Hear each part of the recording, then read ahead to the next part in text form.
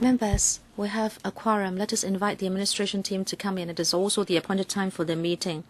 First, we need to confirm the minutes of the last meeting held on the 24th of February. The minutes have been issued to members. The clerk has not received any proposed amendments. If members do not object, I will take it that you agree to endorsing the minutes. Before the officials come in, let us remind members that the next meeting will be held on the 4th of May at 2:30 p.m. We have also issued to members. Is that tabled? Yes, it's a tabled schedule of additional meetings. In May and June and July, we are going to have meetings. In July, our meetings may run for 4 hours, meaning 2 sessions each time. If we don't need all those meetings and we can finish scrutinizing the bill, then all the better. But I will give as much time as members would like to ask questions and to make comments on the bill, so we can have a thorough scrutiny of the bill. We'll welcome Mr. Wong and his team for coming to the meeting. I will not introduce you one by one. Last time, we scrutinized the bill up to clause 35 or 37, and in our marked up copy, it is page 35, 54A. Ms. Chong, if you are ready, let us get started. Yes, thank you, Chairman. Let us talk about 54A. This is about public administration. Starting from 2007, we thought that there should be good public administration, and so we like to have fair dealing provisions. In fact, from 40B, 40D, and 41A, those are on education, and we were trying to clarify proposed transactions. And in fact, we have clarified this in previous meetings. Apart from what the ordinance talks about, and that is the purposes of efficient administration, all the other acts would be regarded as infringing the copyright for transactions.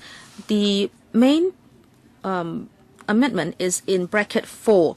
For the purposes of subsection 3, a copy is dealt with if it is possessed, exhibited in public, or distributed otherwise. Then for the purposes mentioned in subsection 1, for the purpose of or in the course of any trade or business, sold or let for hire or offered or exposed for sale or hire, then that would be regarded as dealt with. And so this is in line with the other provisions in the same category. Mr. Wong Yok-man. Thank you, Chairman.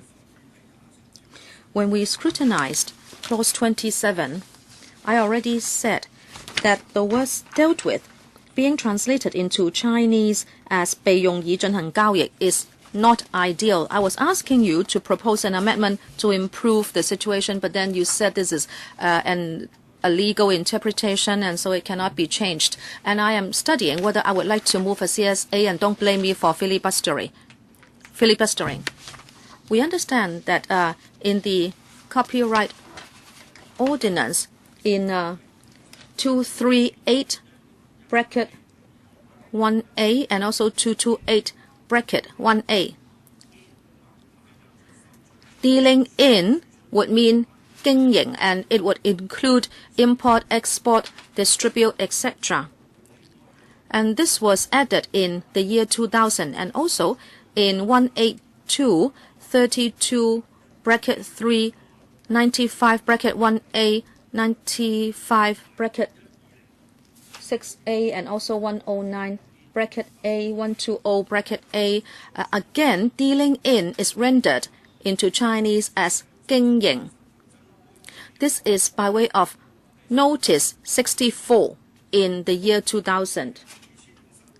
In other words, when you revised the copyright ordinance in the year 2000, you still used the words dealing in.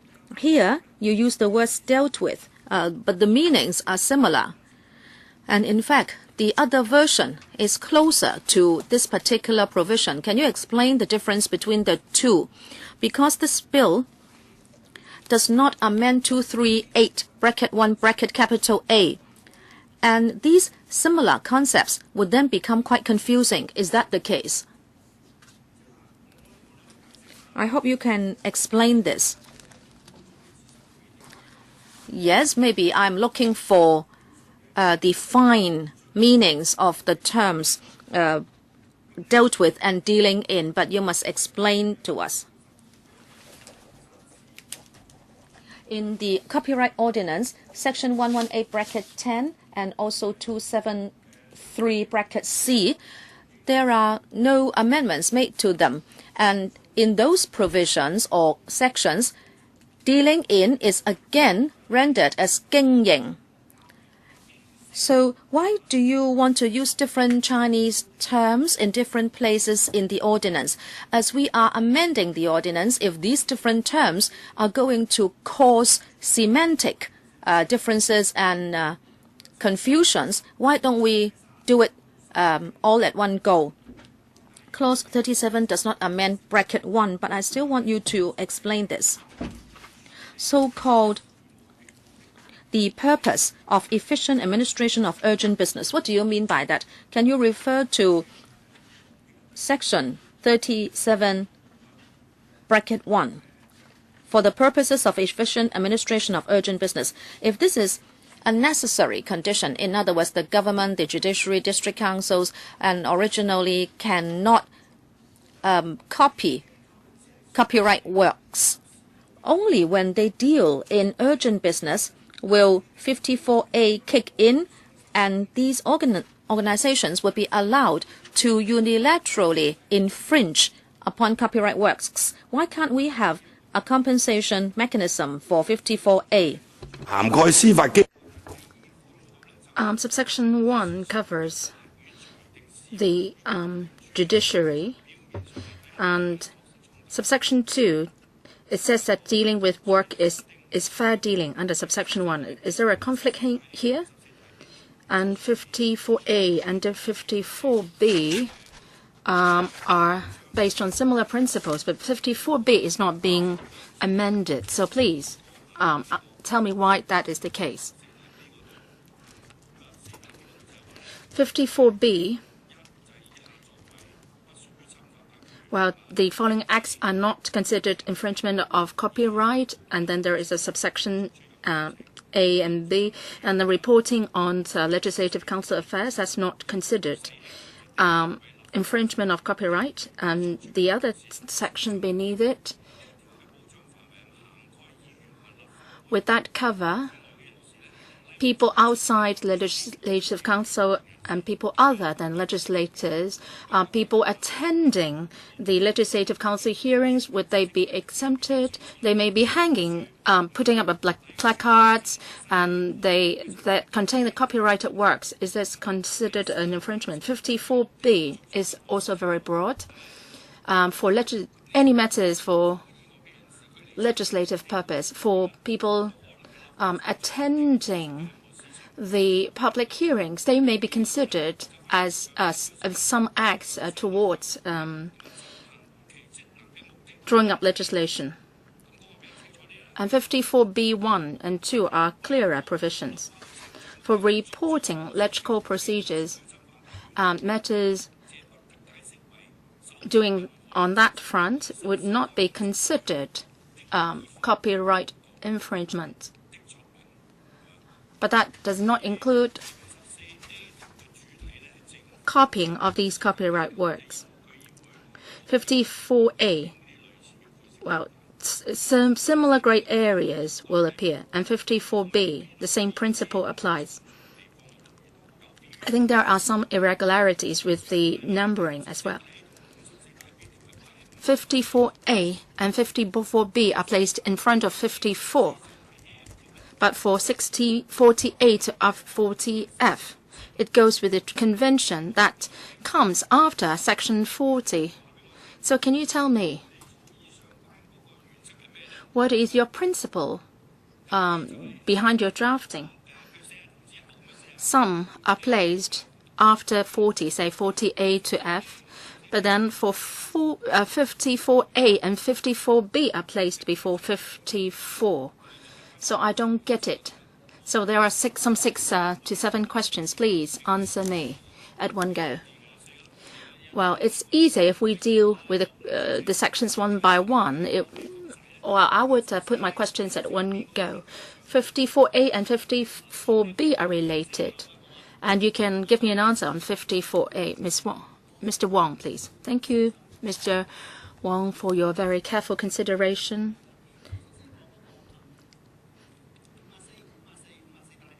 (54A) and 54B. Ms. Chong just mentioned that for these 2 sections, while they are not new additions this time, in 2007, there was a bill before the Legislative and that was passed by the Legislative Council. And earlier on, we said that under the copyright regime, on the one hand, we had to protect copyright, and at the same time, we should not put unreasonable restrictions on the use of copyright. So there are a number of exemptions or exceptions covering different circumstances. The bill was enacted in 1997, and at that time we already had a number of exemptions as we worked or enforced the ordinance. Different stakeholders have raised different requests, and several amendments were made. And in 2007, we added in the new sections 54A and 54B, because at that time, we see that these were the circumstances where there was greater public interest involved, and so exemption clauses should be provided for to allow for reasonable use of copyrighted works, even without the consent of the copyright owners. So what's more important is what we mean by reasonableness, and is there a check and balance mechanism? 54B has to do with proceedings of Legislative Council. And the Legislative Council has to do its various work. So with that exception, then we would be facilitating the proceedings of the Legislative. Now, as for administrative organs, we still have similar exemptions. It is now in 54A, and that would only be applicable when urgent business is involved. So it's different from 54B, applicable to the Legislative Council. The member asked why there should be compensation and so on. We noticed that the drafting of these 2 sections is different. 54A, subsection 2. A number of factors have to be considered by the court. If there is any dispute, and if someone disagrees with the administrative body's behavior, then they can take it to court, and then we have to deal with them fairly. In earlier paper, we also listed the number of factors which have to be considered by the court, the purpose and nature of the dealing, including whether the dealing is for a non-profit making purpose, and also the nature of the work. Does it bring in economic benefits or what? And also the amount and substantiality of the portion dealt with, and also the effect of the dealing on the potential market for or value of the work. So through applying the list of factors, we hope to be fairer in our approach, and the court can make a ruling as to whether the act involved is considered fair dealing. So this is a check and balance mechanism. Mr. Wong, well, it's clear that this is going to be a decision by the court, and it involves the judiciary. So how would that be dealt with by the judiciary? When the court deals with such cases, it must have its own mechanisms in considering such cases. If it is a legal proceeding, it doesn't have to do with 54A or B, but rather it is included in 54. So is there a conflict of the role played by the court? Because it's subsection 1, it says that it covers the judiciary, but for subsection 2, it is the judiciary which makes the decision. So there is a problem with the drafting. Is there a conflict of interest? Have you finished with your answer? Well, I'll try to respond to your questions one by one.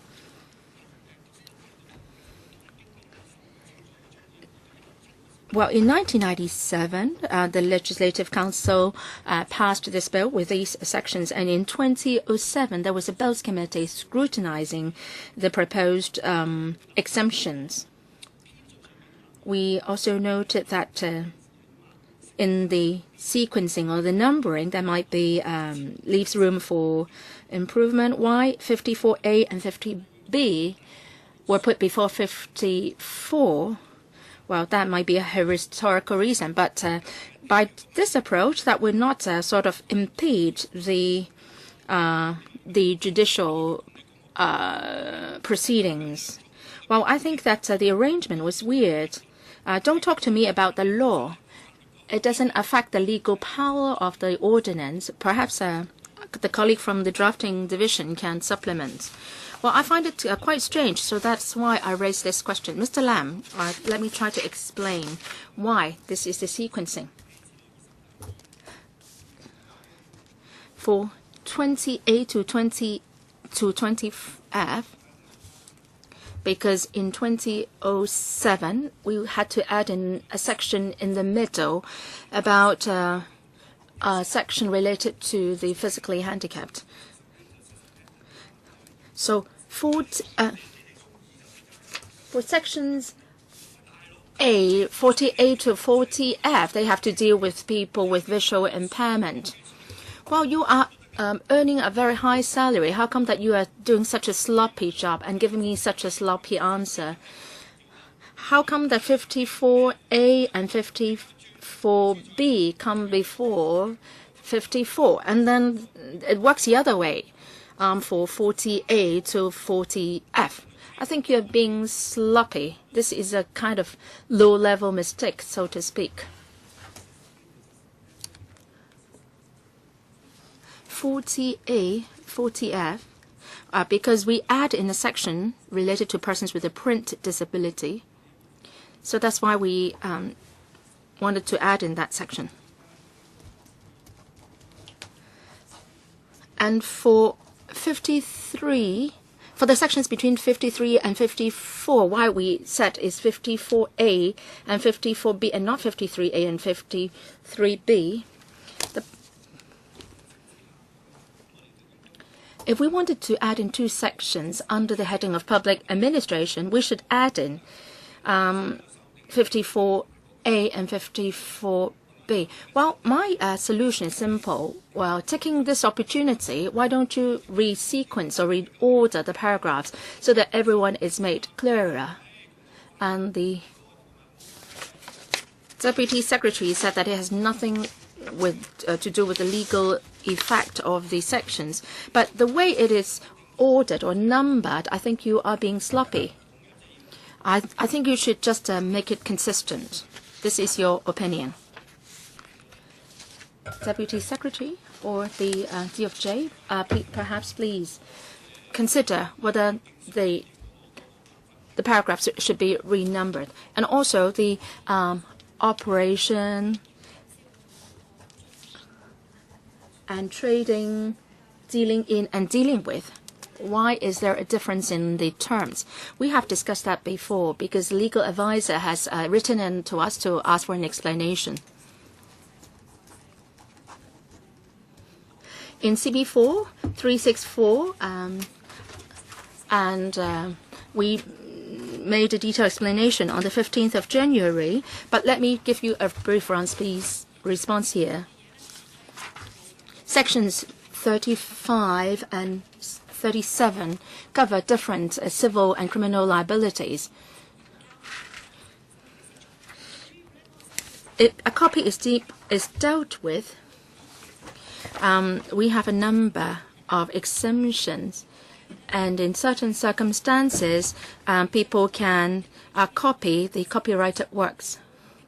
But if it is used, possessed, sold, or let for hire in a business environment, then this is an infringement of copyright. So we said the term is dealt with. And for Section 37, why should we use the term dealing? Because that has to do with the business environment in which copyrighted works are traded. And this is a civil case. And 118, dealing in, well, the situation or the problem is even more serious. For example, for a CD shop which sells copyrighted works, then that is covered by Section 118, and that attracts criminal liability, and the threshold is higher. So that is why there is a difference in the terms between the Chinese and the English terms. Let me put on record, I'm going to move a CSA. Well, I can at least move 50 to 100 CSAs. Don't blame me for doing that.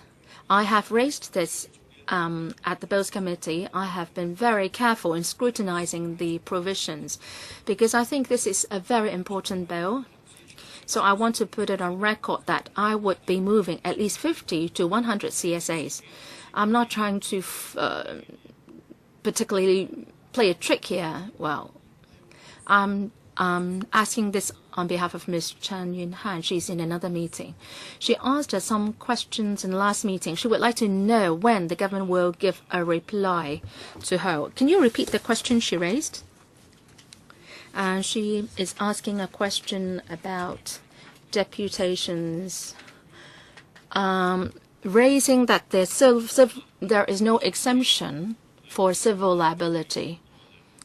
Well, she raised this at the last meeting, and a judge ruled at the last meeting that later on we would discuss her point again with the government officials. Because when we discussed the relevant section or clause, she was not here, and it would be very confusing if we went back to previous clauses examined all the time. I did explain that to Ms. Chen Yunhan, and she understood my point. So government officials, please note this. When we are finished with scrutinizing the bill clause by clause, and we will go back to the questions raised by members earlier. Mr. Raymond Chan, Mr. Raymond Wong has asked a number of questions which went unanswered. I'd like to follow up. 54B is not included in the amendments, but Mr. Raymond Wong asked about 54B, A and B for the purposes of anything to do with LegCo. Would that include residents of Hong Kong who come here to provide submissions to LegCo? Would they enjoy exemption under this ordinance? Well, if you're talking about public hearings, and this is for the sake of the procedure of LegCo, then yes, there will be exemption. And also, a logical point in 54A. Now, Legislative Council has an independent clause on it, and it has bigger powers, and so there will not be any question of infringement. But then in 54A, the judiciary is included. In bracket 2, it says it would be judged by the courts. Will there be a question of logic, because the judiciary will be judging itself? I'd like to explain that this is for the purposes of public administration, and public administration covers a big area. We cover the government, executive council, the judiciary, or any district council, and therefore there can be fair dealing for these purposes.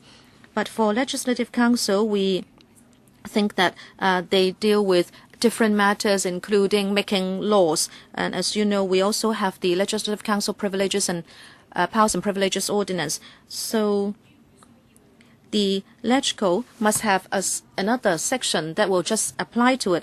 Mr. Chen, you have said it correctly that in 54A we have a fair dealing provision.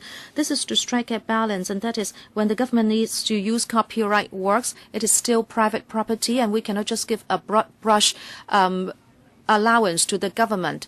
And therefore, from the legislative angle, this is about fair dealing. Now, why is it that this will be heard by the courts? In fact, there are factors to decide whether there is fair dealing, and this must be something that goes through the courts. We can't say that since the courts have that function, it cannot benefit from fair dealing itself. We must have confidence in the judiciary. A court in some judicial proceedings may need to use a copyrighted work. But if the copyright owner thinks that the dealing is unfair, then he can go to another court to seek a ruling as to whether the dealing is in line with the principles of fair dealing. So it looks like there is a conflict of interest, but in fact there is none. We are talking about judicial purposes, so courts can make use of copyright works. But we also provide whether this is done in a fair and legal way, and the exemption is still the same. You have to comply with the few main principles.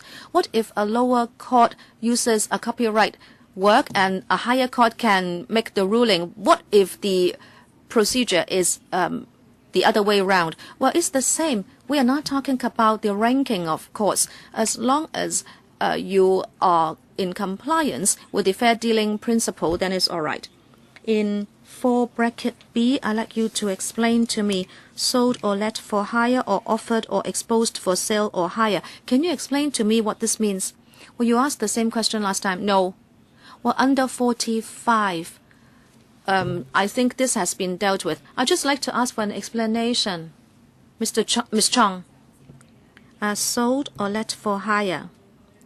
An article is sold. So it's sold.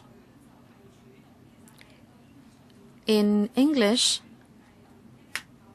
it would be up to a shop to take the initiative to sell an article. Well, there is no guarantee that an article will be sold in the end. It is just an offer for sale. In law, this is the principle. That is why there is this difference in Chinese. Okay, I can understand what you mean by offer for sale. The price tag would be there, but then the article would just remain there without being sold. What do you mean by sold or let for hire? By sold, an article was bought by someone, but you don't know who the buyer is. But if the article is a copyright work, it remains an infringement when it is used by the buyer. But if there is fair dealing and I can use the article, however, I deviate from the original purpose and I sell it, then it will be an infringement. However, if someone buys this in the market, then you mean both will be criminalized? Well, no. Well, but we are talking about exemptions. No, we are talking about a version, which is an infringement. The purpose is to state clearly that the copy is an infringement. Okay, members, and if there are no other comments, we can carry on. Next. Section 55, statutory inquiries.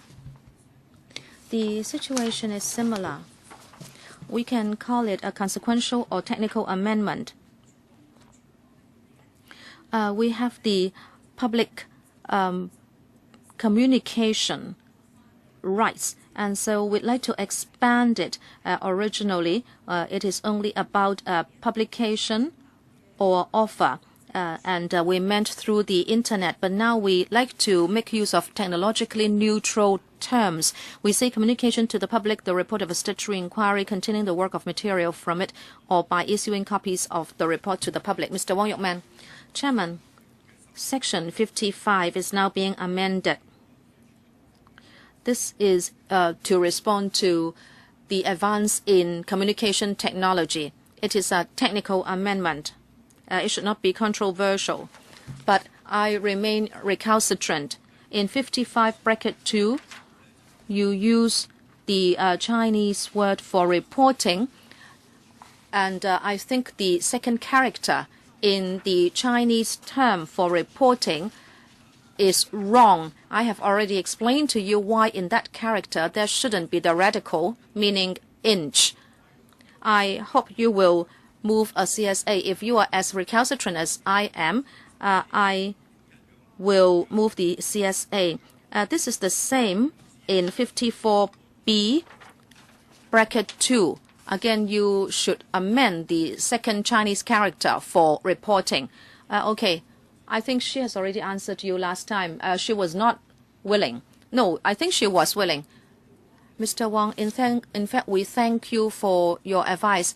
We carefully looked at it, and we have a paper, and that is 469 bracket 02. We have already said that we would consider making an amendment in order to correct this Chinese word. We would do it whenever it appears in the copyright ordinance.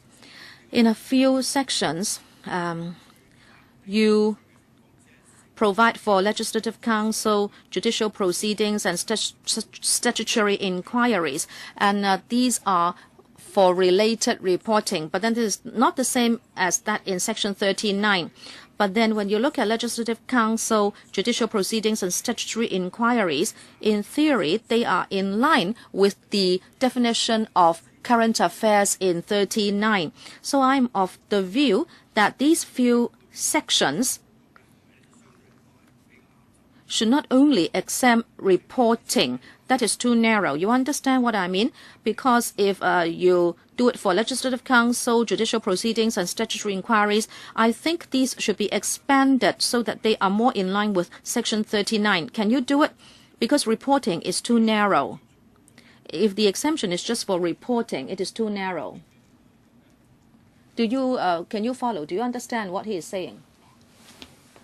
Is it that I went too fast? In section 39, criticism, review, and news reporting. Okay? But then in 54B, 54 bracket 2, when you mention reporting, you mention legislative council, judicial proceedings, and statutory inquiries. Those are not the same as 39, is that right? I think you should align them with 39. That is for statutory inquiries, judicial proceedings, and LegCo, the report area can be expanded. You mean for the sake of exemption? Yes, because we are still talking about current affairs. Well, Mr. Wang, if it is current affairs, then they would have been covered by section 39. Yes, because there are many exemptions, and each exemption will have an applicable area. Sometimes, even for the same thing, it can be exempted under different sections because education may at the same time be current events. But if there has to be very tight cross-referencing, well, yes, that may be the most ideal. The most ideal law should be that there will be a public policy reason for you to support you to do something. So if it's reporting of current affairs or events, then automatically the exemption would be provided for under section 39. Okay, 55(2), you have reporting, and 54B bracket 2, you also have the word reporting, and the same happens with 54A. And when I look at 39, you talk about criticism, review, and news reporting. Why can't you also provide the same scope of exemption to the other three sections so that they are as wide as that in section 39? Well, if there is a public policy behind the criticism of public events, then that would fall under section 39. Well, we are talking about statutory inquiries here, and the reporting should be related to judicial proceedings or statutory inquiries. Well, it's the same for LegCo, for the purposes of the proceedings of the Legislative Council. And then 54A, bracket 2, 54B, I'm talking about 54B, bracket 2, copyright is not infringed by anything done for the purposes of reporting the proceedings of the Legislative Council. But if someone should be in the court and he cites a copyright work and he criticizes that copyright work. In fact, that can happen in the courts, right? And during the proceedings of the LegCo, the same can happen. And I mean, it is not just reporting. And that can amount to infringement, and so you need to exempt those. DS, our view is that Section 39 has a wider applicability. And if we talk about current events, it means there is concern in society about a certain event, and when you criticize it, you will be given the exemption.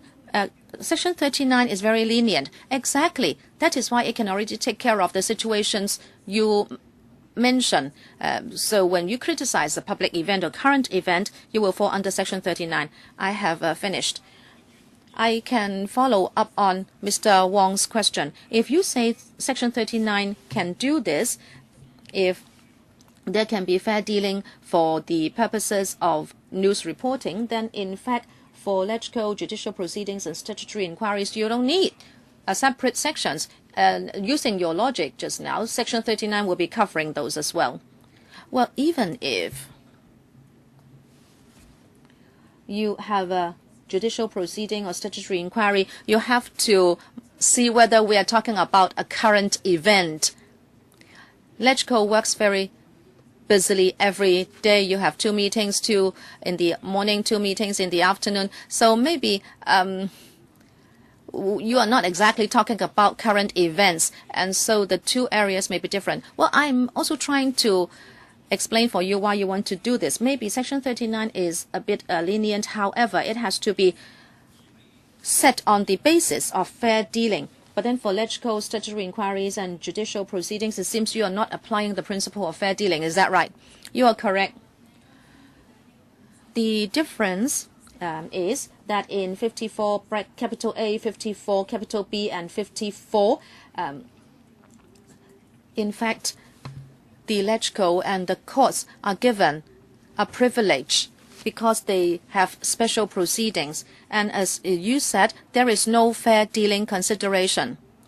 It is just to facilitate the effective conduct of the LegCo and judicial proceedings.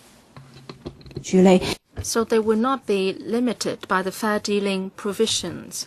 So the beneficiaries would not be as many. So ordinary members of the public cannot invoke these sections. And Section 39 conversely covers members of the public. So there is this requirement of fair dealing there.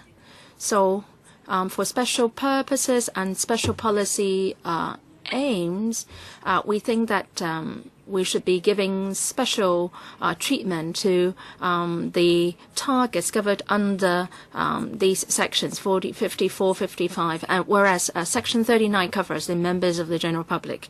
Mr. Dennis Kwok. I would like to discuss statutory inquiries, the definition, 法定言信. You know that in the past, there have been inquiries which are not conducted or generated by the commissions of inquiry ordinance. They are still government or statutory inquiries, but they are not considered statutory inquiries. They may be ad hoc inquiries. So will those be covered under the definition of statutory inquiry? Yes or no, Mr. Chong?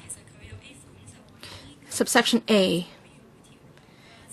Conducted in the pursuance of the Commission of Inquiry Ordinance Cap 86, or B, a duty imposed or power conferred by or under an ordinance.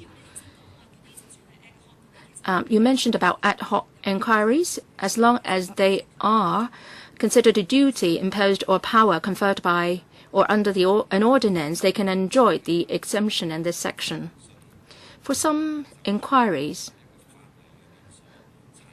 they are not asked for under a certain ordinance or the Commission of Inquiry Ordinance. There have been many examples in the past. Are these ad hoc inquiries covered? non-statutory inquiries, are they covered? Deputy Secretary, the applicable scope is defined here. So we will look at this section when we apply this exemption. No, we will not cover any inquiries. They have to be considered based on what ordinances such inquiries are conducted. Well, you put it in a very rigid manner here. Well, let me set an example. There is this dispute related to the EOC, and the hearing is not conducted in pursuance of the Commissioner of Inquiry Ordinance, or is not a duty conferred by the EOC Ordinance. The government appointed 3 experts to look into this dispute of the EOC. It has to do with the air travel tickets, whether the chairperson has misbehaved or engaged in misconduct. There was this committee established under Donald Zhang's era. Why I knew about this? Because I was one of the legal representative in that case, and I know that this was that inquiry was an ad hoc inquiry. Do you mean that such kinds of inquiries will not be covered under this definition? Well, the statutory inquiries definition is provided for under subsection 4. So statutory inquiries are covered under this exemption clause. If not, then they will not be, inquiries don't falling under this definition will not be covered by this subsection. Put simply, since the ordinance, copyright ordinance came into effect, we haven't found any problems relating to applying this subsection. If there is no further question, then we will continue. 56, section 56, has to do with material open to public inspection or on official register. Materials, so said there are certain materials open to public inspection, and the amendment here is relatively simple, is a relevant related amendment, similar to that in 54, or rather 55, and that is we changed it to communicating the material to the public or issuing copies of the material to the public. 56, subsection 2, we deleted certain wordings in the ordinance and we replaced them with new wordings. Where material is open to public inspection pursuant to a statutory requirement, copyright is not infringed by copying the material, communicating the material to the public, or issuing copies of the material to the public. Communicating the material to the public, that's our proposed amendment, so that to facilitate the public's access to such materials and exercise their rights. So these will not be considered an infringement. So the amendment is related to the communication rights added in. Ms. Claudia Mo. Originally, it was set copying or issuing, and in English, it's issuing. Originally, it was making available. Why did you make such changes? You must have a point in doing so. Yes, there is a point in doing so. Issuing is already there all along. Issuing copies of the material. There is the idea of copying behind. In section 28, we mentioned about communication rights, and communication right includes making available broadcast and including it in the cable program. So making available was rather narrow in its scope. So we changed it to communicating the material to cover a wider scope. I have a question on 56.3. Where material is open to public inspection pursuant to a statutory requirement. Is it related to the access to information code? Well, this is not a piece of legislation, and sometimes government departments will refuse such an access request. The reason being that the information requested is confidential. Now, in the English, is pursuant to a statutory requirement. By that we mean that there is a statutory law. But for the access to information code, this is an administrative code. So it's not related to the access to information code, right? Not related. Okay. My last question is related to 56.4 and 5. Have these provisions been there all along since 1997? The chief executive may, by regulation, do so and so. Yes, correct. Never been changed since 1997. Mr. Raymond Wong. Thank you, Chairman. 56.1.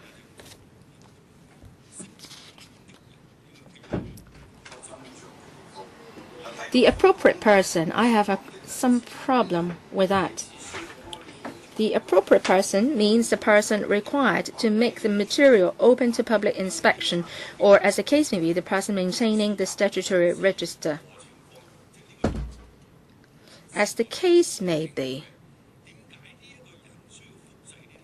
Why does a person have to make a copy of such materials? How come that this factual information, for example, property transaction in the lands registry, the business register, the contact details of the directors, how come that they are related to copyright? If people copy such information, is it considered an infringement of copyright? That's number one. Number two, in terms of the drafting.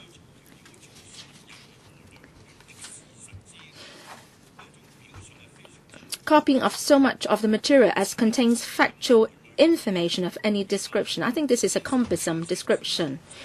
Why don't you delete the word so much of the material, or just as a copying of the factual information? So it makes the rendition smoother and the meaning doesn't change by doing so. So please answer me, appropriate person, subsection 6. Let me clarify. For example, in the lands registry and the business registration office, it means that the person who fills out the information and then through statutory provisions, such information has to be made accessible by members of the public. So the exemption here means that the members of the public can make a copy of such information. I would like to discuss about subsection 2. I don't think subsection 1 is necessary. I think subsection 2 is well drafted. After the revision or amendment, I think the provision is clearer and covers a wider scope. Subsection 2, the exemption covers copying the material, communicating the material to the public, or issuing copies of the material to the public. So it's not just confined to the copying of so much of the material as contains factual information of any description. Subsection 2 facilitates the members of the public to make access to such materials at a more convenient time or place, otherwise facilitating the exercise of any right for the purpose of which the requirement is imposed.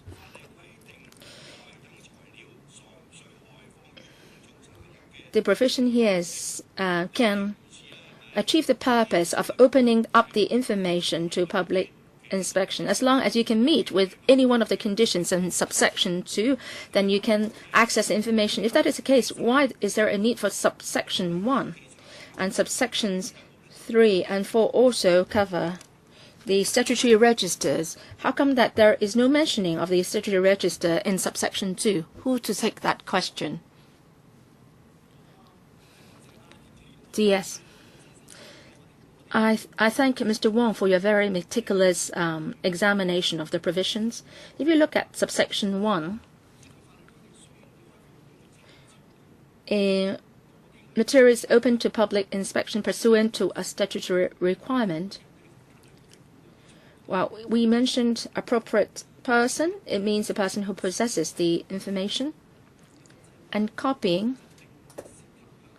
The objective of copying should not be communicating the material to the public. And if it is just for some internal purpose, then you can do it without infringing the copyright. The application here is somehow different from that in subsection 2. Section 56 has to do with material open to public inspection or on official register. I think you have already achieved that objective by having subsection 2. So why is there a need for subsection 1? I think the application of subsection 1 is different from that in subsection 2. The heading of this of subsection 6.2 talks about the kind of materials which are covered. And then different scenarios are covered by the different subsections. Because we have 56.2, I don't think there is a lot of sense in having subsection 1. The amendments on 39.3 has become 56.3.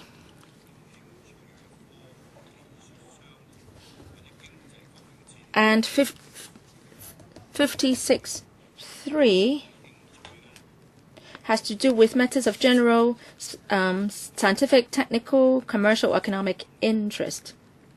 I think there are difficulties in implementing that provision because these are very subjective assessment.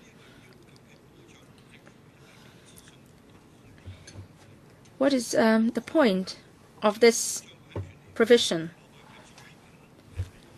In terms of protecting copyright, if whether a work is interested or if people are interested in a copy, then it doesn't affect the implementation of the law. If you are talking about balancing the flow of information, then what is important is that the material should be open to public inspection pursuant to a statutory requirement. In other words, the public need such material, or at least they have the right to know such material.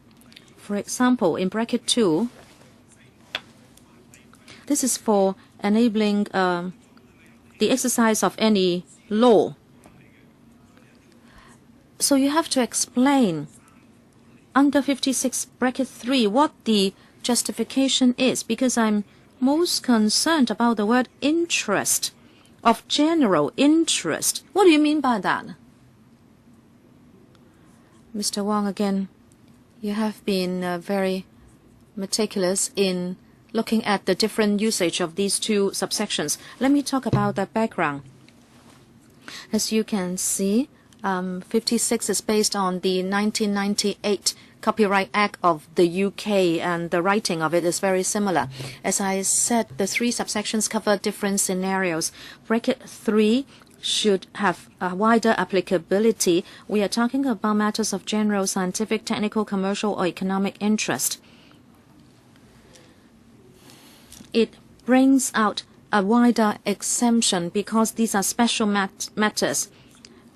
Since we have bilingual legislation, the Chinese may not read as smoothly. In English, it is easier to understand. It is about matters of general scientific, technical, commercial, economic interest. Such is legal language, and there is a way for the court to make a ruling using such legal language. But the background is that if it's a matter of scientific, technical, commercial, or economic significance, then in terms of public communication, the exemption may be wider because there is justification to communicate such material. So bracket 3 is a wider section. This is to strike a balance. Mr. Wong Yuk-man, 56 bracket 3 is about where material which is open to public inspection pursuant to a statutory requirement or which is on a statutory register. And if it contains information about matters of general scientific, technical, commercial, or economic interest. My question is, what about education, religion, and society? Can you include general scientific, technical, commercial, or economic, education, religious, and social interest? When you use the words general interest, and when people inspect registers, then very probably there will be religious, educational, or social matters.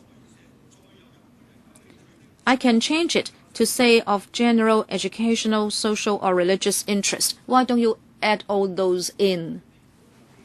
What is the rationale for using the words general interest? Because these materials would be required by the public and they may have a right to know. Or as in bracket 2, it is for facilitating the exercise of any right for the purpose of which the requirement is imposed. Why do you want to say of general interest? Mr. Wong, thank you. We are talking about matters of general interest, maybe the Chinese rendition of public interest or of interest to the public. That may sound a little different. We are just using legal language in order to explain to the court what we mean. As I said, the exemption is wider in bracket 3. And therefore, there will be a bigger need for communicating the material. We have included scientific, technical, commercial, or economic, and I believe the educational side has been included. But why do you choose scientific, technical, commercial, or economic? Why only the 4 aspects?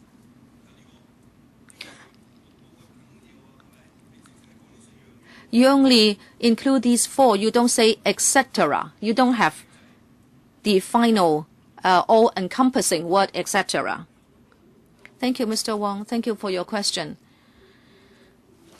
When we provide exemption, we have to cast it in a narrow or wide way, and people can have different comments on it. But according to our legislative or policy intent, we believe these 4 aspects can cover the communication of information to the general public. You mean education is not important? Well, no. Maybe there is other exemption for education. For example, if you deal in private research, etc. Well, if there is a copy of copyright work for the purposes of education, we have other provisions in the bill. Mr. Paul Chair, let me try to help Mr. Wong by explaining brackets 1 to 3 like this.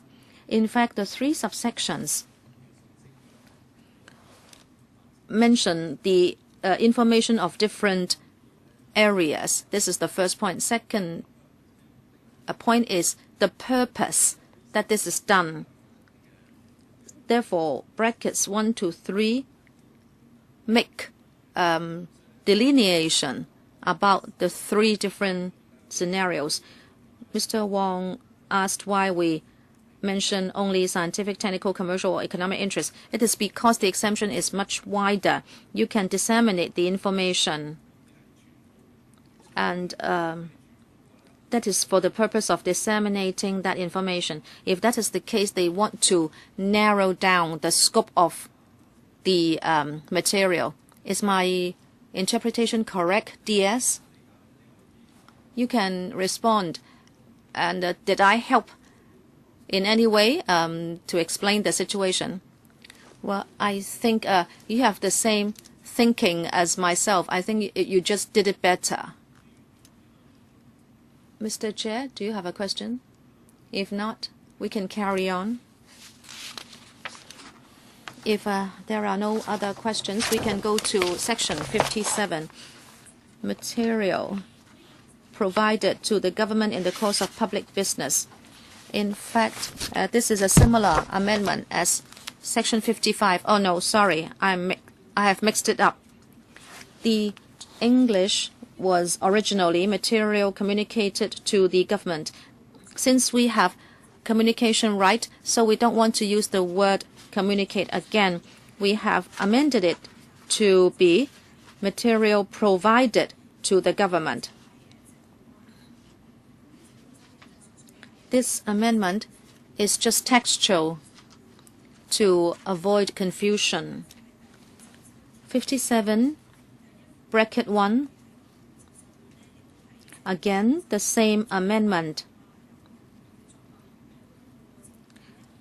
A work who has in the course of public business been communicated now is changed to provided to the government for any purpose by or with the license of the copyright owner, blah, blah, blah.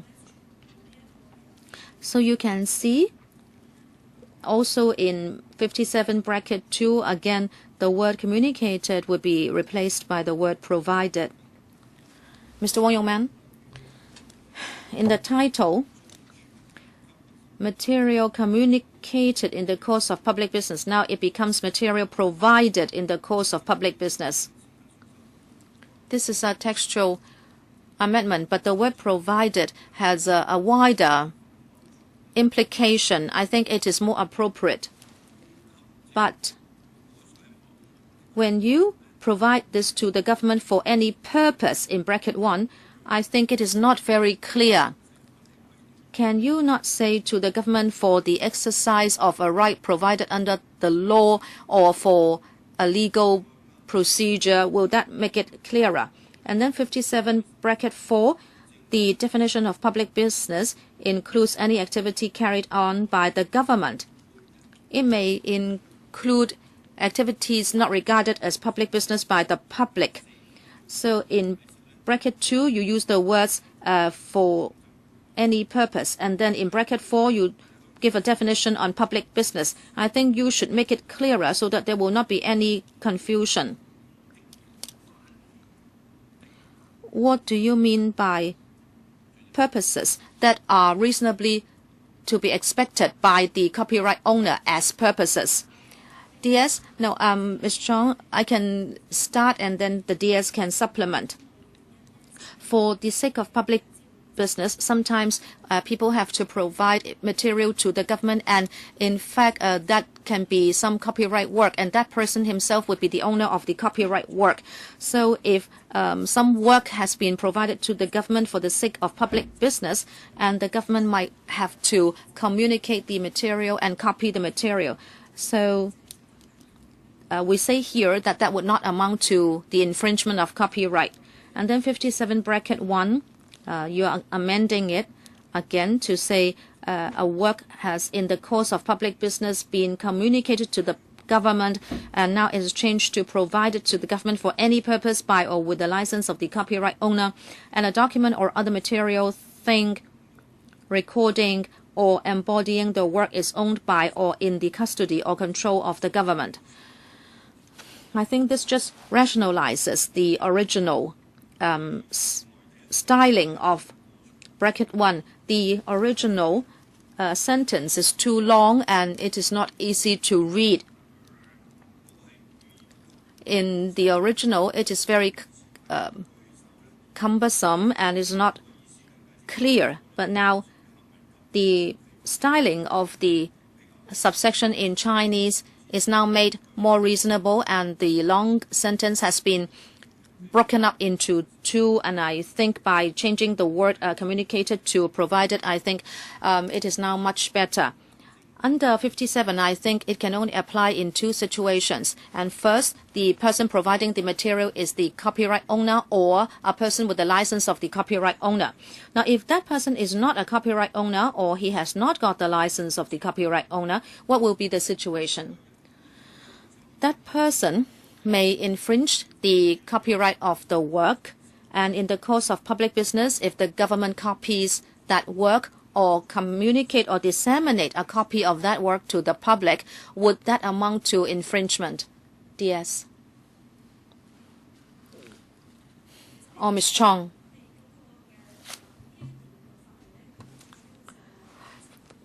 Section 57 is mainly to provide for a situation where if material is provided to the government by the owner, then the government should be authorized to copy that work. You ask if a document is supplied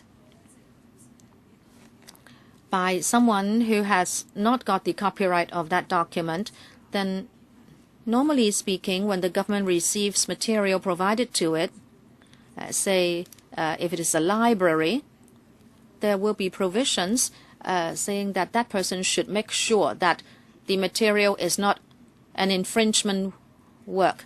But when you mean government, would you include statutory bodies or public bodies? If the word government does not include it, then would there be other provisions applying to public bodies or statutory bodies?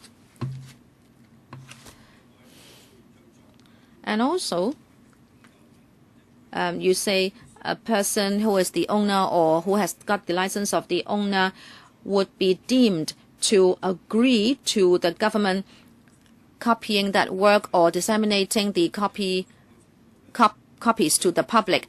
However, the extent of making copies or the dissemination may be beyond his expectation, and therefore his interest is damaged. Should there be, therefore, some threshold or restriction on dissemination or publication? DS. Well, I think in 57(2) there is a threshold already.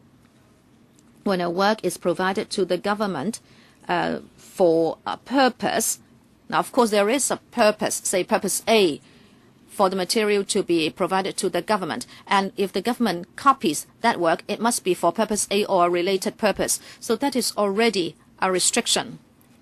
No, I'm talking about the extent of copying, dissemination, or publication that can go beyond the original expectation of the owner or the license holder. What you said is not necessarily linked to what I'm asking.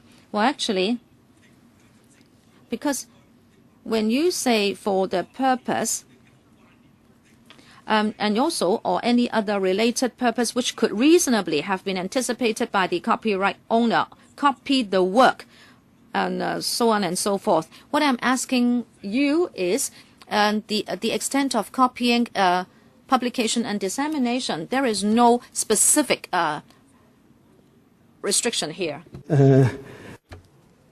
Yes. The most important restriction is that the government should know what the purpose is.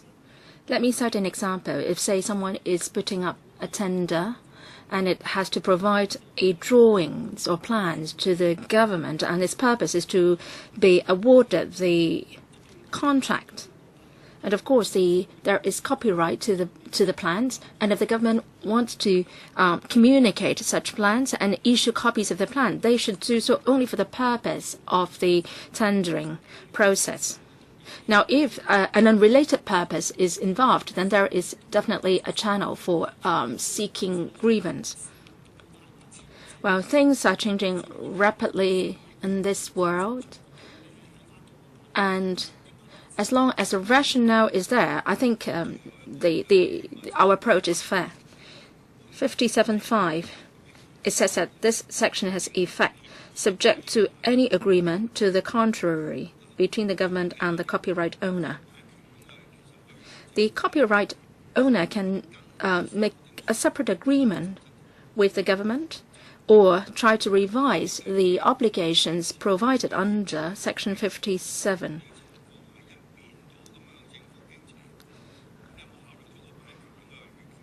It seems that 57 is biased towards the government. Have you considered the interest of the copyright owner?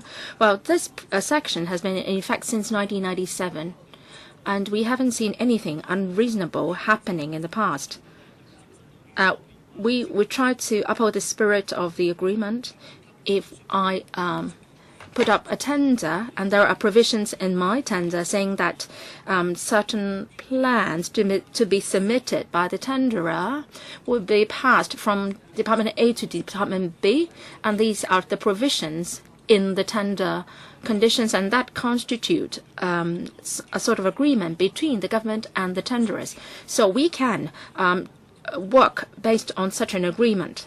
Now, so in the absence of such an agreement, here we are trying to make appropriate arrangements. Here, Mr. Sin Chung Kai. DS has made a reply to Mr. Raymond Wong. And that is, do you refer just only to government departments? Hospital authority is a statutory body, and it was originally part of the government. Statutory bodies might not necessarily be part of the government.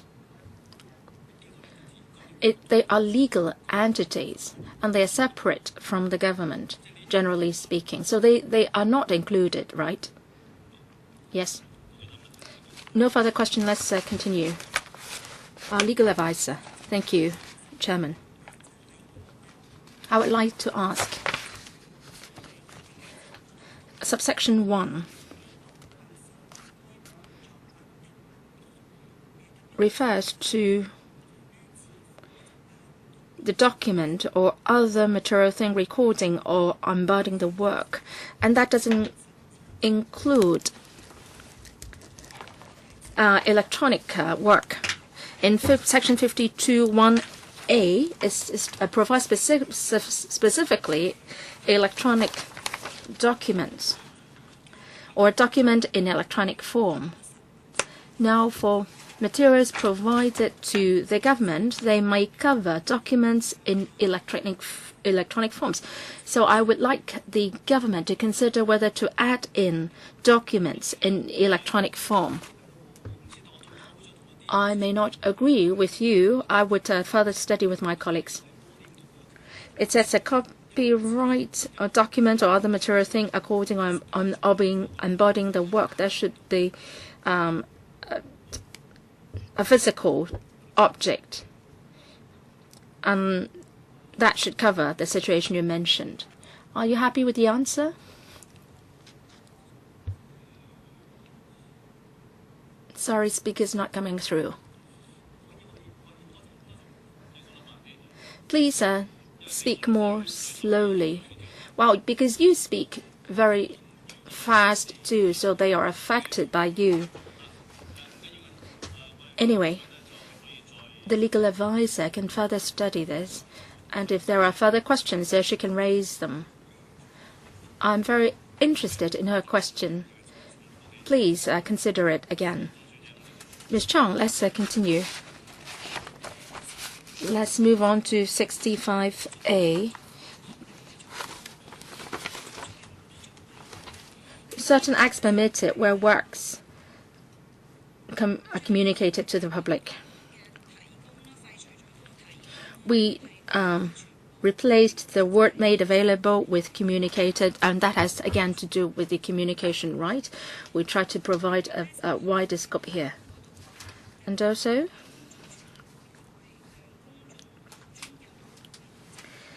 as for the viewing or listening of the work by a member of the public,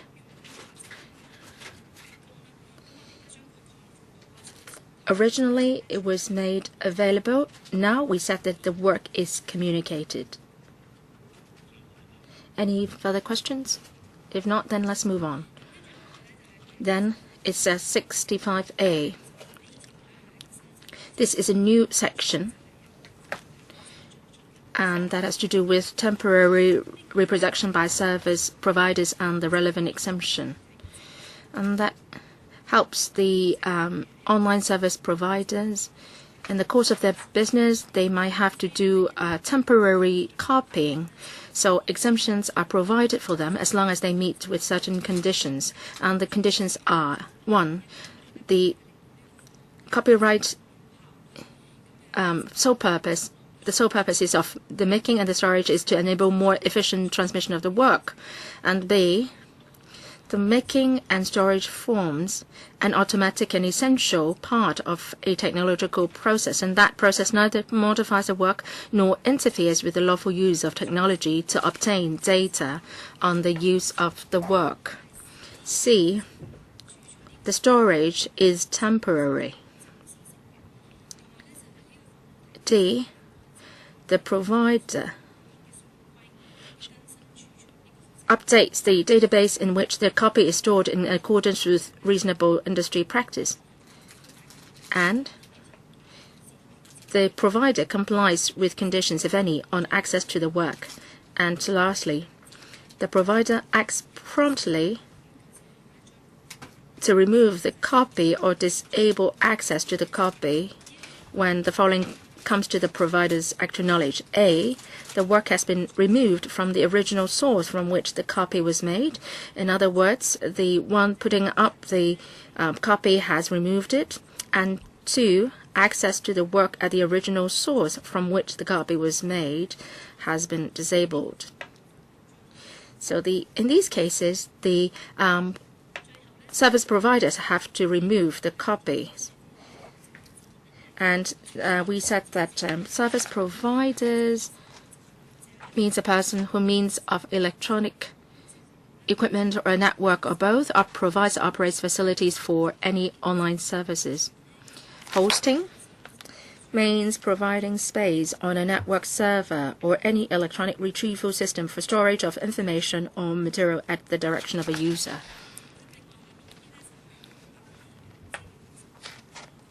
Information location tools, routing, the definitions are provided. Mr. Raymond Wong, I don't find any problem with this section, temporary reproduction by service providers.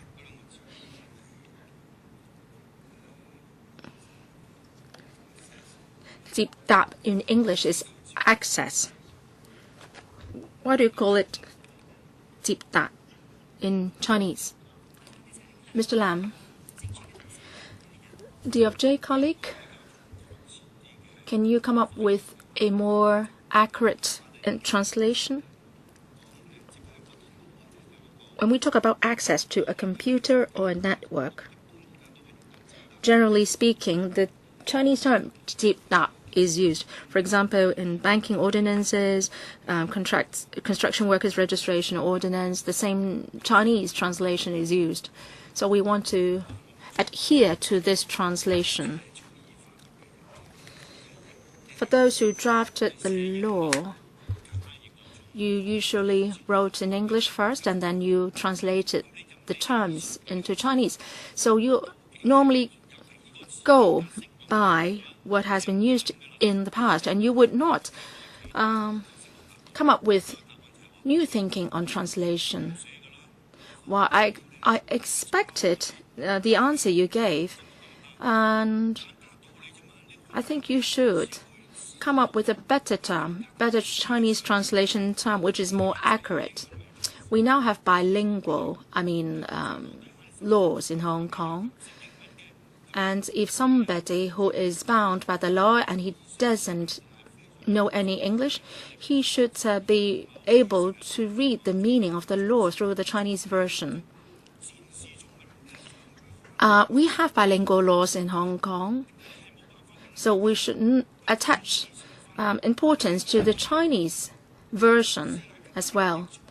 And sometimes wrong translations were identified in the Chinese versions of the law, and the Chinese translation could not accurately reflect the meaning in the English version. I think the Chinese translation CITB for access is problematic. Why don't you use terms like 連接? I've raised the same questions in other bills committees. Well, your colleagues gave me the same answer. Well, you gave me the answer that was used before, but that was a mistake that you made. Well, what about using the term 連接? Well, that's just an example. Apart from 連接, do you have any other terms in mind? DS? Let me supplement. Mr. Wang, you are very well versed in the Chinese language, very proficient. Well, if you link up, it might not mean that you can actually get into it or access it. Well, there are many principles that we take heed of. One of the principles is the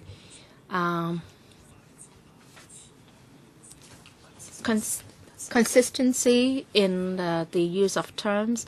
Say if in some laws there are these translations and we wanted to make things consistent, and if the term can be used in other laws, then we would try to abide by the principle of consistency. Well, legal drafting has nothing to do with you. Don't try to barge in. Well, they should answer the question instead of you. Well, their answer was more or less the answer that I expected. I don't think it works. You should seek advice from Chinese language teachers.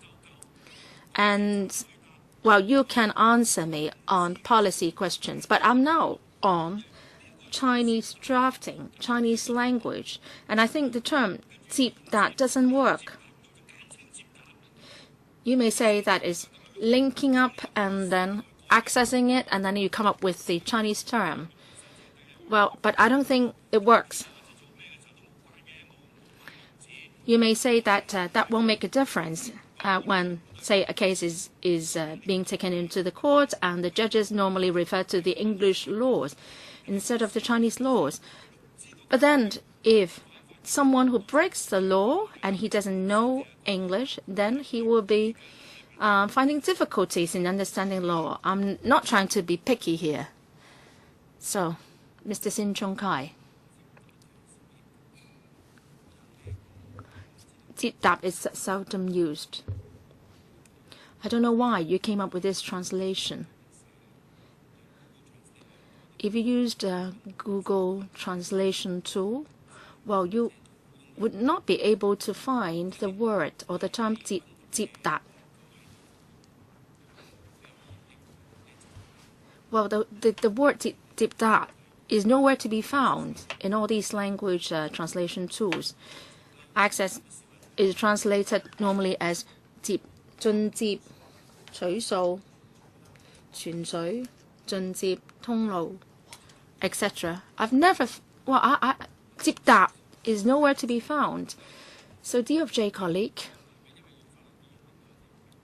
is it that you don't want people to understand the law, so that's why you chose this term? Or should you be finding a more comprehensible way of putting it? I've tried to look at several translators on the internet. However, I couldn't find the term you used. Mr. Lam, can you explain?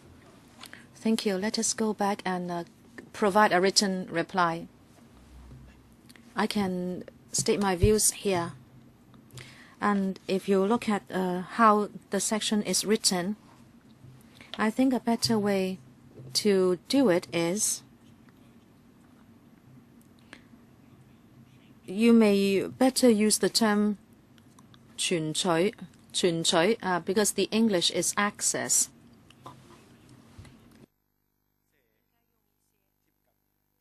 I think you should use a term in Chinese that is really close in meaning to the English. I don't know how you came up with that term, but please make use of the very commonly used translators. Mr. Raymond Chen, bracket 1, bracket C, the storage is temporary. The opposite of temporary is permanent. Can you define temporary? Do you have a time limit for reference? Bracket D, industry practice. Reasonable industry practice. What is meant by this term? Do we have a codes or guidelines that we can look at? Ms. Chong, well, temporary, you are correct. So it means it is not permanent. It is only temporary. But what is meant by temporary? We have looked at other countries, and also we have discussed with relevant stakeholders. They are of the view that there needed not be a legal definition, because by temporary, at different stages of technological development, temporary may mean different things at different stages. So it just means a limited period of time, and it will be deleted after a limited period of time. It will not be kept forever. And this is the same and consistent with other countries. As for reasonable industry practice, it usually means what the practitioners would do in a reasonable way in any industry. Some of the approaches may be widely accepted, and so it may become a common standard or a common practice. Say, for example, some copyright works may have a watermark, and it may have content identification systems, and these are widely accepted and adopted, and these are called industry practices. In other words, they have to follow such industry practices. Well, I should say, if a copyright owner has such industry practice, then the internet service provider cannot interfere with those practices. Still, I'd like to talk about temporary. You can say it is kept only for or temporarily, but then it keeps it for a very long time. Well, it depends on industry standards, and also there are other conditions. If the source is deleted already, and if there can be no access to the source, then you have to delete it as well. So you have to delete it when the source is deleted, and it's still temporary then, because it will not be kept forever. Then does this person have the responsibility to monitor whether the source has been deleted? Our understanding is that in the system, there will be regular updating. After a period of time, the system will be updated, and they will be able to identify, or they will be told that the information source has been deleted and you cannot access it anymore. Okay. If there are no other questions, we can carry on. We will come to section 67, use of notes or recordings of spoken words in certain cases. The amendment is very simple because we have communicating rights now, and we use the words communicating the whole or part of the work to the public to replace the original broadcasting or including in a cable program service the whole or part of the work. Mr. Wong, are you on 67? Yes. There is a sentence under bracket 1.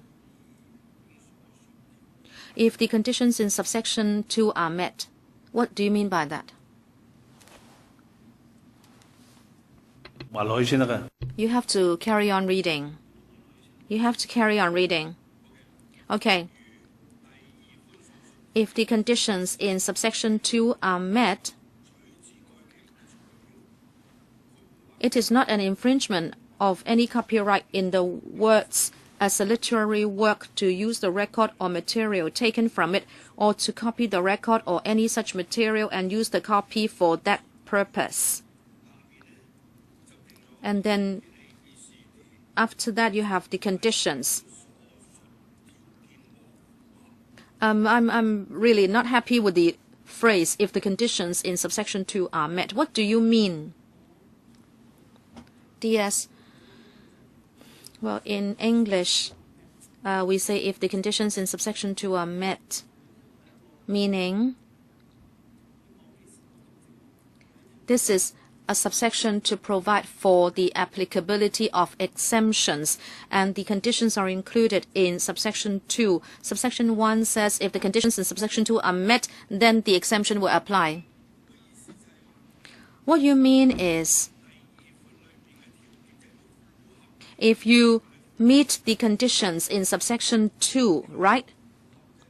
Why do you use the passive form in Chinese? Well, if you want to use the passive form, say the whole thing. Now it is incomprehensible. There are 4 conditions. Why don't you just say you meet those conditions instead of translating the English, which is in the passive form? Are you going to tell me again you did it before? Well, we mentioned this last time. Some of the Chinese constructions are really very clumsy, and in fact the meaning has been changed in certain circumstances. I mentioned that as well. You have to go back and rethink the drafting, all right? The the meaning is okay. It's just that the drafting is so clumsy and it can result in misunderstanding. All right? Okay, we carry on. Section 68, public reading or recitation. The exemption would be provided for public speaking or public reading.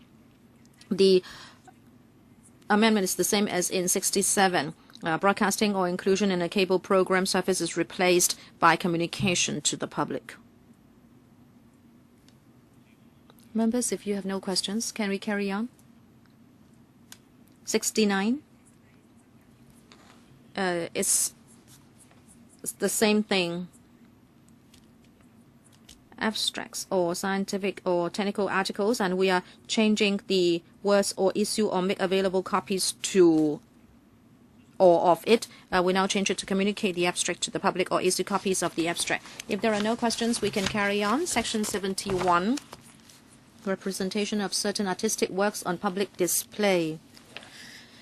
71 bracket 3, it is going to be repealed and it will be replaced by issue to the public of copies or the communication to the public. It's the same. Mr. Raymond Wong, I just said it's the same thing. Okay. 72, advertisement of sale of artistic work. Again, the same thing. Bracket 1, communicate it to the public or issue copies of it, instead of or to issue or make available copies. 72 bracket 2, some words have been deleted, and that is for this purpose dealt with blah blah blah. Again, you use the words dealt with. Are you talking about transactions now? Yes, you still have the word 交易 in Chinese. We follow the same thinking as we did before. 76A, it is a new exemption. Copying sound recordings for private and domestic use. You have to comply with certain conditions. And bracket 1, copyright in a sound recording or in any literary, dramatic or musical work. If you comply with the following conditions, you will not infringe the copyright of the works. And the first condition is that the copy of the sound recording from which the private copy is made, the original copy, is not an infringing copy. Secondly, the private copy is made by the lawful owner of the original copy solely for the private and domestic use by the owner of or a member of the household in which the owner lives. And number 3, not more than one private copy of the original copy is made and stored in each device lawfully owned by the owner. And lastly, the owner retains the ownership of both the original copy and the private copy. In other words, he cannot lend the original copy or the copy to someone else. Bracket 2, a private copy that, but for subsection 1, would be an infringing copy, is to be treated as an infringing copy. Mr. Wong. 76 capital A, copying sound recordings for private and domestic use. Bracket 1. If you comply with the following conditions, etc. This paragraph is written very clearly. And going back to what I commented when we studied 67, bracket 1, and the footnote, you say if conditions under bracket 2 are met, and then the conditions come later. You want to use the same format, but then you did not do what you did in 76 capital A in 67A. Well, this is a new way of drafting. I think you have a point there. Mr. Raymond Chan, I'd like to ask about the original intent of this section. I'd like to know whether I understand it correctly. Say I buy an original DVD or DCD, and we can compress the songs into a musical record. So I have bought it lawfully, and I would comply with A. And then, for example, I have a few computers, I have a notebook, and then I like to compress the record in each of the devices for myself and for people who live with me in the same house. So I have not committed any infringement. However, if I lend the CD to someone else, I actually sell it as a second-hand CD. And if I only own the copies, then would there be an infringement? Well, you will not benefit from the exemption, because the exemption is to facilitate users who buy a work legally, but then he'd like to enjoy it on different devices. However, if we allow you to make a copy and then sell the original copy, well, if I lose the original copy somehow, well, if you just lose it and you still own a copy, you will still be allowed to do it by law. But the original intent of the law is that in a reasonable circumstance, you cannot lend the original copy or the copy to another person or sell it. If I lend it to my classmate, I would be infringing the copyright. Is that right? Well, you may have a mobile phone, an iPad, or a computer. You are still caught. No, one copy in each device. Mr. Raymond Chan, are you clear with this? Okay, let's carry on. 83. The amendment is about provision of subtitled copies of broadcast or cable program. Under bracket 1,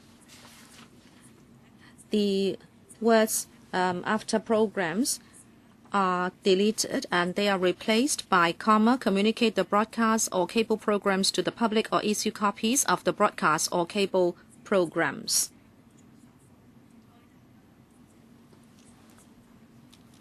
And still, it will not amount to the copyright of those programs. And it's along the same lines. Under communicating rights, we have to make such consequential amendments to expand the scope. Mr. Raymond Wong, no comment. Other members, no comment. So we're finished with this division. We still have 15 minutes, so let's continue. We'll try to make the best use of our time. A new division here. Mr. Sin has a question. 3A.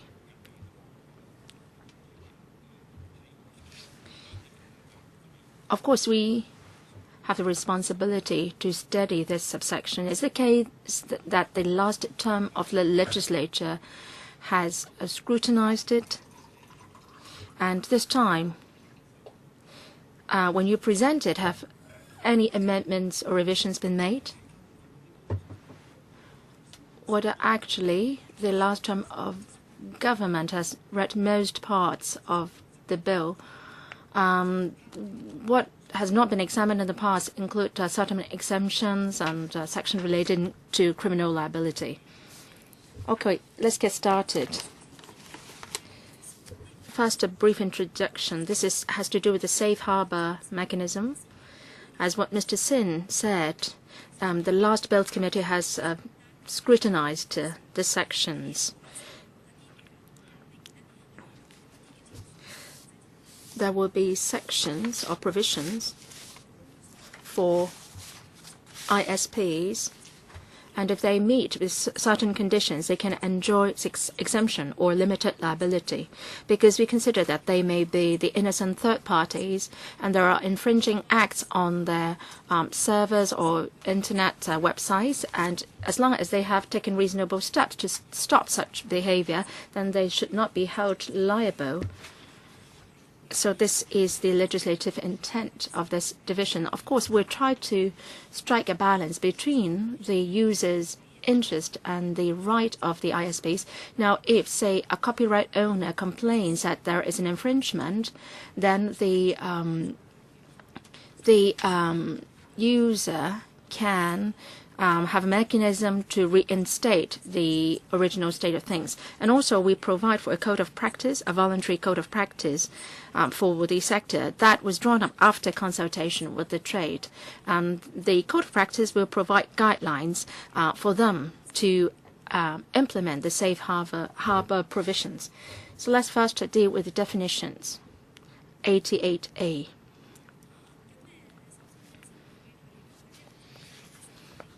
Complainant. Who are they? Please look at the definitions, members, for 88A. These terms will be used in the subsequent provisions. Now, if we look at the subsequent provisions, then we can refer to the definitions in this section 88A. So perhaps we should move on to 88B. Well, anyway, let's try to explain the definitions first, and later when we come across these terms, we can refer back to this section. Mr. Sin Chung Kai, with regard to definitions, online service. Please switch on Mr. Sin's mic. I'm just speaking too far from the mic. With regard to online service, in the definition, it says that it does not include any service provided through an intranet. You want to use the term online service. Internet service is a more direct term, I believe.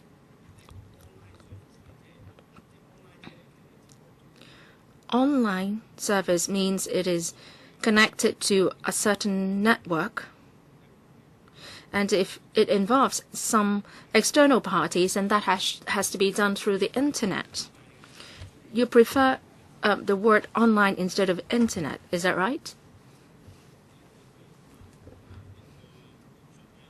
Well, allow them to go through the definitions one by one from the top. There should be consistency among different ordinances. Online doesn't necessarily mean internet, but internet is always covered under online. Do you get Mr. Sin's point? If we want to use the word internet, we follow the TCP/IP protocol to come up with this term, and if we use the word internet, it will cover a wider scope.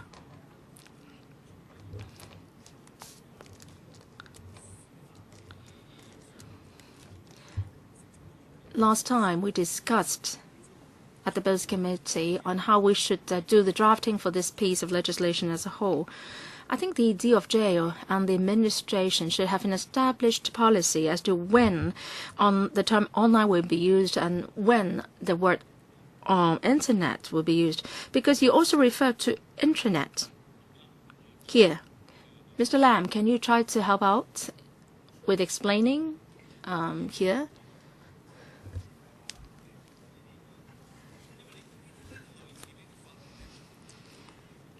There will be much more bills, ordinances of this kind in the future. So you should have a policy on when you would use a word online, when you will use the term internet. Well, it's like a closet, or you would draw the word from this drawer this time and another word in a separate circumstance. Thank you, Mr. Sen, for your comments. The drafting started in 2006. That time we had a consultation document and members gave views. And in 2011 we had a bill. Well, when the public may give views to the bill, but not necessarily on the legal terms. We are discussing online service here, internet service here. I will not insist that you change the term, but shouldn't you be thinking about why you use the term online here? You use the word online instead of internet. There must be a reason for that. And what is that reason?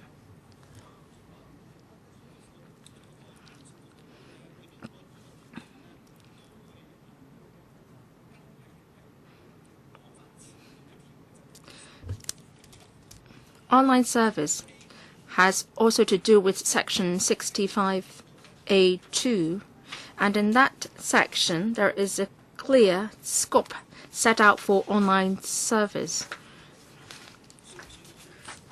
And it includes certain spheres. And the term was drawn up after consultation with the various stakeholders, including the online service providers.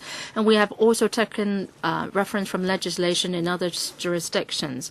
So the definition here is set out. Mr. Charles Mock. I would like to follow up on Mr. Sin's comment. I don't know whether my memory serves me right. I remember that we used the term OSP way back. We had a discussion and a consultation, and we discussed the word OSP. And because many people said that ISP, Internet Service Provider, you will be focusing too much on Internet access providers who actually provide access to the Internet. And OSP also includes other people like the forum hosts and website hosts and so on. So that's why we use the term OSP. Anyway, I agree with Mr. Sin. You should give a clearer explanation on the definition of online service. And in other places, we have been seeing the term internet instead of online.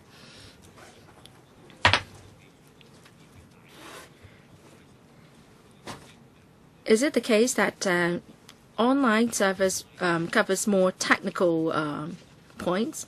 And I think that online service providers include forum hosts, content hosts, and so on. And we're not just focusing on the technical side and the TCP/IP as a suggestion and so on. DFJ, perhaps you should consider again whether this term is appropriate here. If you say yes, I can accept that. But then there is another bill tabled before us, and the term internet, rather, is used, referring to some other circumstances.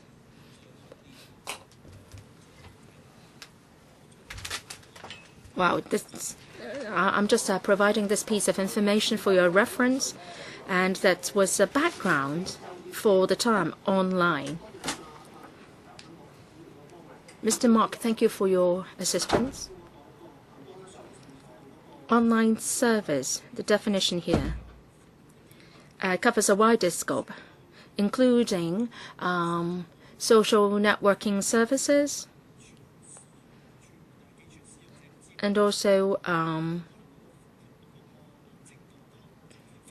content hosts and so on. So it covers a wider scope than internet service. Yes, actually, when we come to the specific provisions, the hosts are involved and included. So that's why it's more appropriate to use the word online service. It's now 5:26. I think we'll wrap up the meeting here. Then we'll continue the next time. The government will be submitting another paper which has to do with the provisions coming up later. The next meeting is scheduled for the 4th of May at 4:30 p.m.